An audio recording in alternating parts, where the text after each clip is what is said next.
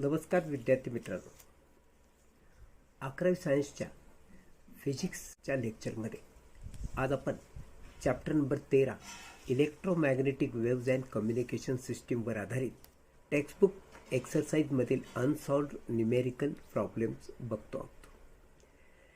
Example number 1 बघा. Calculate the frequency in megahertz of A radio wave of wavelength 250 meter. Remember that the speed of all electromagnetic waves in vacuum is 3 into 10 raised to 8 meter per second. जो data आम्हाला दिला त्या डेटामध्ये v म्हणजे speed दिलेला आहे 3 into 10 raised to 8 meter per second. Wavelength दिलेली आहे that is lambda 250 meter. Now we know that V is equal to n into lambda. This is the formula. या फॉर्म्युल्यावरून आपण n म्हणजे फ्रिक्वेन्सी जर शोधून काढायची असेल तर हा लॅम्बडा व्हीच्या खाली घेणार, म्हणजेच तो फॉर्म्युला होणार बघ n is equal to V upon lambda. Now substitute to values. Therefore n is equal to v म्हणजे 3 into 10 raised to 8 upon lambda म्हणजे 250. आपण काय करू माहिती का, हा जो 10 raised to 8 आहे हा थोडासा फॅक्टराइज करून लिहू. 10 raised to 8 ला आपण लिहू 10 raised to 2 into 10 raised to 6. 6 आणि 2 शेवटी 8 होतात. मग आपण जर असे फॅक्टराइज करून लिहिले तर हा 10 raised to 2 म्हणजेच 100 आणि 100ने जर 3 ला मल्टिप्लाय केलं तर ते होणार 300. हा 10 raised to 6 as it is राहणार अपॉन 250. आता हा 0 आणि हा 0 अंशा छेदातला आपण कट केला आणि आपण आता 25ने भागले. 25 1 जा 25. तर इथं म्हणणार तुम्ही 25 1 जा 25, खाली उरणार 5. 30 मधून 25 गेले, खाली उरले 5. त्या 5वर जर तुम्ही 0 घेतलं तर इथं देणार तुम्ही डेसिमल आणि आता 25 दुने 50 असं लिहिणार. In this way 1.2 into 10 raised to 6. आता ही जर फ्रिक्वेन्सी आहे तर त्याचं युनिट असणार hertz. So n is equal to 1.2 into 10 raised to 6 hertz. अजून एक महत्त्वाची गोष्ट तुम्हाला लक्षात ठेवायची की तुम्हाला उत्तर हे मेगा हर्ट्जमध्ये लिहा असं सांगितलेलं आहे. In megahertz. So 10 raised to 6 hertz म्हणजेच 1 मेगा हर्ट्ज होत असतो. म्हणून हा 10 raised to 6 जर आपण काढून टाकला तर त्याच्याऐवजी तुम्ही मेगा हर्ट्ज असं युनिट लिहिणार. म्हणजे हा 10 raised to 6 काढून घ्या, त्याच्याऐवजी मेगा हर्ट्ज हे युनिट लिहा. In this way frequency n is equal to 1.2 megahertz असं उत्तर मिळालं. Example number 2 calculate the wavelength in nanometre of an X-ray wave of frequency 2 into 10 raised to 18 hertz. काय data दिलाय? Data असा दिला की फ्रिक्वेन्सी किती दिली 2.0 into 10 raised to 18 hertz. Lambda आम्हाला काढायचा आहे. So lambda is equal to question mark आणि V that is speed of light तुम्हाला माहिती आहे 3 into 10 raised to 8 metre per second असते. ती द्यायची इथं गरज नाही, आम्हाला माहीत पाहिजे. Now we know that formula V is equal to N into lambda आणि आम्हाला लॅम्बडा जर काढायचा असेल तर लॅम्बडा इज इक्वल टू तुम्ही लिहिणार v by n. Now substitute values. Lambda is equal to v 3 into 10 raised to 8 upon n. n is 2 into 10 raised to 18. मग या 2 ने जर आपण 3 ला भागलं तर कसं भागणार 2 1 जा 2, खाली उरणार 1. त्या एकावर तुम्ही 0 घेणार म्हणजे इथं देणार पॉईंट, झाले 10. 2 5 जा 10. सो 1.5 इंटू आता हा 10 raised to law of indices जर वापरला तर 8 मधून 18 वजा करावे लागतील. ते येणार -10. In this way 1.5 into 10⁻⁻10 metre हे त्याचं उत्तर आहे. आता अगेन तुम्हाला असं सांगितलंय की वेवलेंथ इन नॅनोमीटर, म्हणजे उत्तर तुमचं नॅनोमीटरमध्ये पाहिजे. हा जो डेसिमल आहे हा आपण राईटकडून लेफ्टकडं जर नेला तर याच्यात एक ॲड करत असतो, हे लक्षात ठेवा. 10⁻⁴ जो पॉवर आहे त्यामध्ये एक ॲड करायचा. जर तुम्ही एक घर राईट टू लेफ्ट डेसिमल वळवलं असेल तर. आता मी हा डेसिमल जर इथं नेला तर ह्याच्यात मला एक ॲड करावं लागेल, म्हणजे -10 + 1 दॅट विल बिकम -9. आणि अशा रीतीनं हा डेसिमल इकडं आला एक घर तर मी असं लिहिणार 0.15 इंटू 10⁻⁹ मीटर. आता तुम्हाला एक गोष्ट माहीत पाहिजे की 10⁻⁹ मीटर म्हणजेच 1 नॅनोमीटर. म्हणून मी हा जर 10⁻⁹ इथून काढून टाकला तर मला लिहावं लागेल नॅनोमीटर, म्हणजे 0.15 नॅनोमीटर हे त्याचा आन्सर असेल. So lambda is equal to 0.15 nanometre. Example number 3 बघ. The speed of light is 3.0 into 10⁸ meter per second. Calculate the frequency of red light of wavelength 6.5 into 10⁻⁷ meter. जो डेटा आम्हाला दिला त्यामध्ये V 3 into 10⁸ meter per second, that is speed of light. Lambda 6.5 into 10⁻⁷ meter, that is wavelength, and frequency n is asked. We have formula V is equal to n into lambda. Therefore n is equal to हा lambda आपण V च्या खाली घेणार, म्हणजे V upon lambda. Now substituting values, n is equal to 3 into 10⁸ upon 6.5 into 10⁻⁷, that is equal to, हा law of indices जर तुम्ही वापरला ना तर 8 आणि -7 यांची होणार सबट्रॅक्शन, म्हणजे हे मायनस करायचं तर मायनस मायनस होणार प्लस, आणि अशा रीतीनं 10⁸ + 7 म्हणजे 15 होणार. हा 3 upon 6.5 as it is 10⁻15 hertz झाले. आता आपण ह्याला लॉगच्या साह्याने भागून घेणार. So using log to both sides, या बाजूला लॉग घेतला म्हणजे लॉग ऑफ n, तर या बाजूला लॉग घेतला म्हणजे लॉग ऑफ 3 upon 6.5. हा 10⁻15 आपण ॲज इट इज ठेवणार, तो लॉगमध्ये इन्व्हॉल्व होत नाही, तो तसंच ठेवत राहायचा. मग आता लॉगचा रूल काय सांगतो, भागाकार असेल तर वजाबाकी करा लॉगची वजाबाकी करा. So log of 3 minus log of 6.5 आणि हा इंटू 10⁻15 ॲज इट इज. आता मला लॉग ऑफ 3 बघण्यापूर्वी मला ह्याची कॅरेक्टरिस्टिक लिहावी लागेल. इथं पूर्णांकात एकच आकडा आहे, तो आहे 3. त्यापेक्षा 1 न कमी ही कॅरेक्टरिस्टिक असते. सो कॅरेक्टरिस्टिक होणार 0. मी 0 लिहिणार, लगेच डेसिमल देणार. आता मी 30चा 0मध्ये लॉग बघणार आहे. हा लॉगॅरिथम टेबल. आता मला 30चा 0मध्ये लॉग बघायचा आहे, तर मी या 30चा 0मध्ये लॉग या इथं बघणार. हे बघा 30चा हा 0मध्ये लॉग होतो 4771,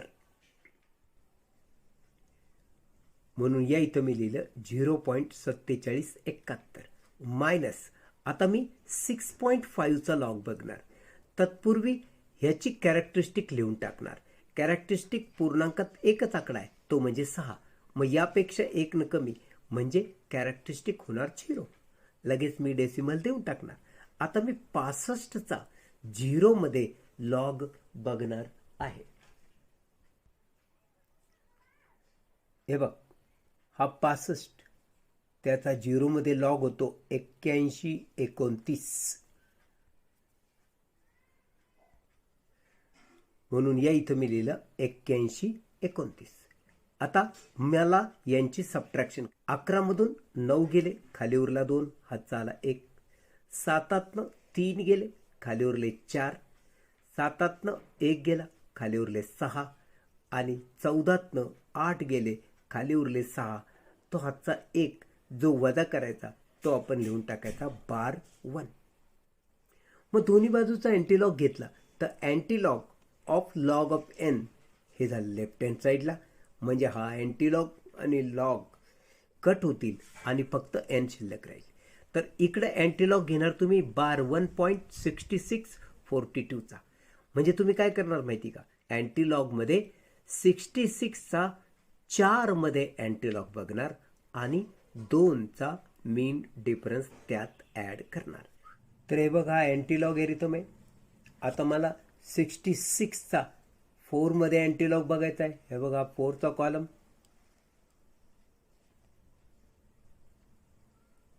आणि तो येतो बघ 4613. 66चा 4 मध्ये येतो 4613, आणि मी असाच पुढे येणार आणि 2चा मीन डिफरन्स बघणार, तो 2 आहे. म्हणजे हा 2 मी या 13 मध्ये ॲड केला तर होणार 4615. अशा रीतीनं अँटीलॉग 4615. सो 0.4615 जितके बार तितके 0 मी सुरुवातीला देणार. अँटीलॉगमध्ये 1 बार होता म्हणून मी 1 0 4615च्या सुरुवातीला लिहिला आणि एका शून्यानंतरच डेसिमल दिला. हा 10⁻15 ॲज इट इज आहे. एन काय झालं, 0.4615 इंटू 10⁻15 हर्ट्स. जर आपण हा डेसिमल एक घर राईटला घेतला तर तुला माहिती आहे ह्याच्यातून मला एक वजा करावा लागतो. जर मी राईट टू लेफ्ट गेलो तर याच्यात मला एक ॲड करावा लागतो. जर मी लेफ्ट टू राईट गेलो तर याच्यात मला एक वजा करावा लागतो. म्हणून हा डेसिमल जर मी एक घर इकडे आणला तर ते होणार 4.615. 4.615 इंटू आता 10⁻15 आहे तर एक कमी केला तर 10⁻14 होणार hertz. In this way frequency n is equal to 4.615 into 10⁻14 hertz. Example 4. Calculate the wavelength of microwave of frequency 8.0 gigahertz. Data बघ, तुला लॅम्बडा विचारलेला आहे म्हणजे वेव्ह लेंथ काढायची आहे. एन म्हणजे फ्रिक्वेन्सी तुला दिली 8.0 गिगाहर्ट्ज. आता या ठिकाणी तुला एक गोष्ट लक्षात ठेवायची, ह्या गिगाहर्ट्जचं रूपांतर हर्ट्जमध्ये आपण करून घेऊ. म्हणजे तुला माहीत पाहिजे 1 गिगाहर्ट्ज म्हणजेच 10⁻9 हर्ट्ज. म्हणून मी याला 10⁻9 ने मल्टिप्लाय केलं 8ला तर ते गिगाहर्ट्जचं रूपांतर हर्ट्जमध्ये झालं. अशा रीतीनं मला मिळाली frequency n is equal to 8 into 10⁻9 hertz. V आम्हाला दिलेली नसली तरी माहीत असली पाहिजे v is equal to 3 into 10⁸ metre per second. कारण आमचा फॉर्म्युला असा आहे v is equal to N into lambda, म्हणजे व्ही माहीत असणं आवश्यक आहे आणि ते कॉन्स्टंट असल्यामुळं आम्हाला पाठ असलं पाहिजे. व्ही म्हणजेच velocity of light in air, that is 3 into 10⁸. मग तुला या ठिकाणी जर लॅम्बडा काढायचा असेल तर या फॉर्म्युल्याला तू ॲडजस्ट करून असं लिहिशील lambda is equal to V upon N. हा एन याच्या खाली व्ही अपॉन एन आणि व्ही 3 इंटू 10⁸. एन फ्रिक्वेन्सी तुला दिलेली 8 इंटू 10⁹. आता आपण सर्वप्रथम हा 10⁹ आणि 10⁸ लॉ ऑफ इंडायसेसने वजाबाकी जर केली तर 8मधून 9 गेले, खाली उरला -1, 10⁻⁻1 आणि हे आहे 3/8 ॲज इट इज. मग 3/8 याचा अर्थ 8ने 3ला भागायचं आहे. ते आपण एकदा भागाकार कसा केला तो पण बघून घेऊ. हे बघा, 3 त्याला भागिले 8. पहिल्यांदा 8 0 0 असा भाग दिला, वजाबाकी केली, खाली उरला 3, वरतून घेतला 0. तुम्ही वरतून 0 घेतला म्हणजे इथं डेसिमल दिला, आणि मग 8 त्रिक 24 असा भाग दिला. ही वजाबाकी केली, ती आली 6, वरतून घेतला 0, 8 7 56. 60 मधून 56 गेले, खाली उरले 4, वरतून घेतला 0, 8 45, म्हणजे पूर्ण भाग गेला 0.375. म्हणून मी या 3/8 च्या जागी काय लिहिलं, 0.375, आणि हा 10⁻⁻1 ॲज इट इज. परत बघ, हा जर डेसिमल मी राईट साईडला नेला तर मी त्याच्यातून एक मायनस करणार, हे लक्षात ठेव. कारण मी डेसिमल लेफ्ट टू राईट एक घर नेतोय, म्हणून मी याच्यातून एक मायनस करणार. So -1 again -1, that will be -2. आणि अशा रीतीनं 3.75 इंटू 10⁻² मीटर ही लॅम्बडा झाली. तुला जर सेंटीमीटरमध्ये उत्तर लिहायचं असेल तर तू हा 10⁻² काढून टाक, म्हणजे आता सेंटीमीटर रूपांतर होईल. म्हणजे 3.75 एवढंच उत्तर राहील जर तुला सेंटीमीटर युनिट द्यायचं असेल तर. एक्झाम्पल नंबर 5 बघ. In electromagnetic wave the electric field oscillate sinusoidally at a frequency of 2 × 10⁻10 Hz. What is the wavelength of wave? आम्हाला डेटा जेव्हा आपण कलेक्ट केला तेव्हा सर्वप्रथम आपण फ्रिक्वेन्सी लिहिणार. Frequency n = 2 × 10⁻10 Hz. Velocity v 3 × 10⁸ metre per second. दिलेली नसली तरी हे आम्हाला पाठ असलं पाहिजे, आणि फॉर्म्युलाच आपण v = n × लॅम्बडा असा वापरणार असल्यामुळं v माहीत असणं आवश्यक आहे. Now lambda that is wavelength is to calculate. We know that formula काय, v = n × लॅम्बडा, आणि तुला काय काढायचं आहे, लॅम्बडा. सो लॅम्बडा = काय लिहिशील तू, v/n. Lambda = v/n. v काय, 3 × 10⁸ अपॉन n. n किती आहे, 2 × 10⁻10.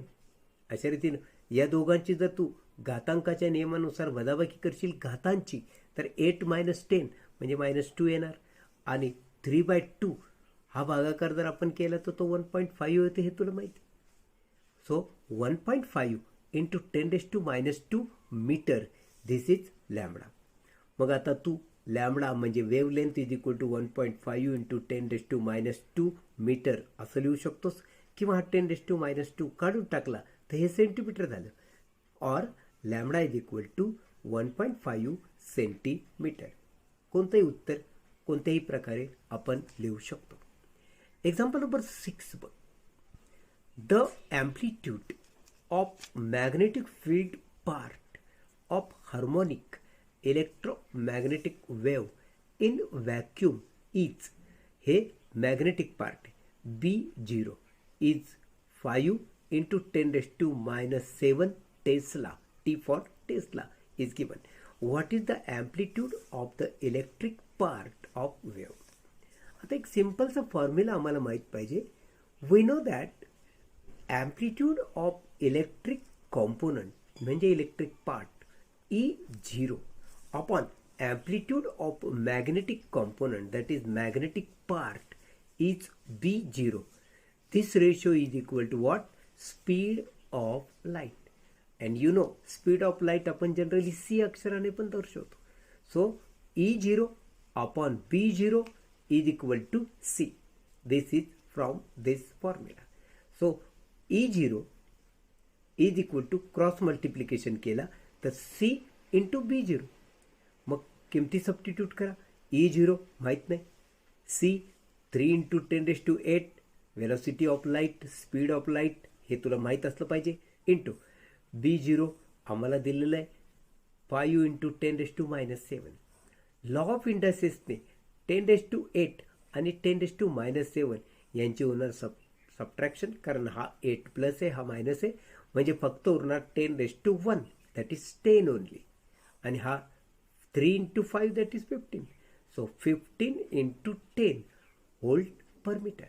आणि अशा रीतीनं आम्हाला हा इलेक्ट्रिक कॉम्पोनंट म्हणजे इलेक्ट्रिक पार्ट ऑफ वेव्हचं ॲम्प्लिट्यूड किती मिळालं. The amplitude of the electric part of wave is equal to 15 into 10 म्हणजे 150 व्होल्ट पर मीटर. अशा रीतीनं हे 6 प्रॉब्लेम आपण सॉल्व केलेले. नेक्स्ट उरलेले 3 प्रॉब्लेम आपण नेक्स्ट लेक्चरमध्ये पाहूया. तर मित्रांनो, हा व्हिडिओ तुम्हाला कसा वाटला ते बघा. हे प्रॉब्लेम सॉल्व करायचा प्रयत्न करा. मी एक्सप्लेन केलेली आहेत, तुम्ही सॉल्व करायचा प्रयत्न करा. हा व्हिडिओ आपल्या मित्रांमध्ये शेअर करा. ह्याला लाईक करायला विसरू नका. सगळ्यात महत्त्वाची गोष्ट, याला सबस्क्राईब करायला विसरू नका. भेटूया पुढच्या लेक्चरमध्ये. धन्यवाद.